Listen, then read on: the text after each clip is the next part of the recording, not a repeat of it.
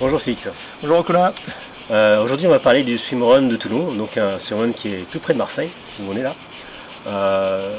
Je pense que tu as une histoire particulière avec Toulon, il me semble.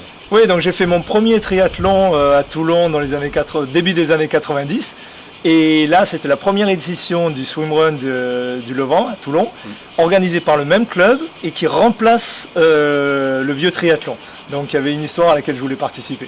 C'est vraiment symbolique comme coïncidence. Oui, tout à fait, oui. Souvent, ça arrive souvent, mais tu ne trouves pas de binôme et tu te prends sur place. Donc c'est plus facile qu'il ne semble de pouvoir trouver un binôme finalement. Oui, donc moi j'avais pas de binôme et je voulais quelqu'un de local parce que c'était beaucoup plus simple. Et j'ai mis un post sur le groupe Facebook Marseille, Swimrun Marseille Communauté. Et Florian donc m'a contacté et donc on a décidé de le faire ensemble. Il est local, il habite à Aubagne, donc tout proche. D'accord. Et donc du coup on se retrouve dans Méditerranée, il fait chaud. Oui, il faisait bon, c'était tôt dans la saison, il faisait bon on va dire. D'accord. Et au niveau du parcours, c'était d'un point A à un point B, comment c'était? Alors c'est un aller-retour, ouais. Avec une petite boucle pour allonger, donc ils ont eu des problèmes au niveau du parcours avec les autorisations, comme ça se passe dans beaucoup d'endroits, donc ça c'est quelque chose avec lequel il faut gérer, c'est le long de la côte, un mélange de criques, de mini-calanques, de rochers, de plages aussi, courir dans les plages de sable fin, c'est pas simple. Donc oui, au niveau des chaussures, il ne faut pas courir avec les chaussettes, non? Alors oui, moi normalement je cours pieds nus sur tous les trails, etc. Mais je mets des chaussettes sur les swimruns en particulier où il y a des plages parce qu'on prend toujours des petits grains, des trucs comme ça, qui provoquent des frottements et donc des ampoules ou des abrasions.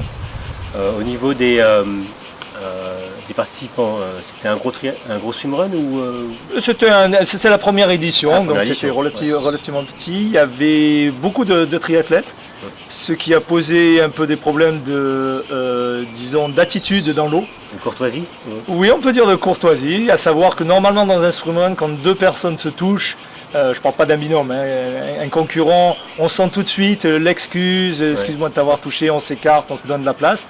Alors que là, c'était beaucoup plus proche des aspects négatifs du triathlon, c'est-à-dire on se marche dessus dans l'eau. Puisqu'on on se reconnaît pas, j'ai tous les droits.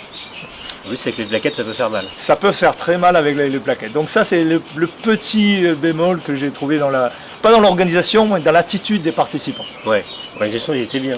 L'organisation était très bien. Il y avait, pour une première édition, il y avait beaucoup de points positifs, des tout petits points à revoir, mais comme dans toutes les organisations, qui va s'améliorer.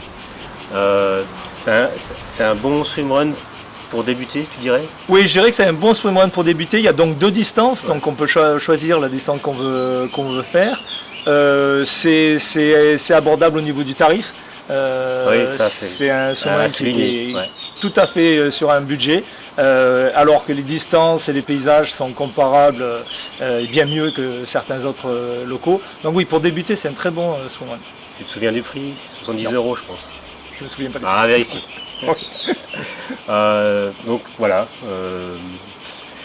Quoi d'autre à ajouter? Là par exemple on s'était pas rencontrés, on s'est rencontrés le matin de la course, donc c'est pareil, on a découvert un peu nos allures de course, mais on s'est beaucoup amusé. Lui c'était son premier swimrun, donc c'était vraiment une expérience toute nouvelle.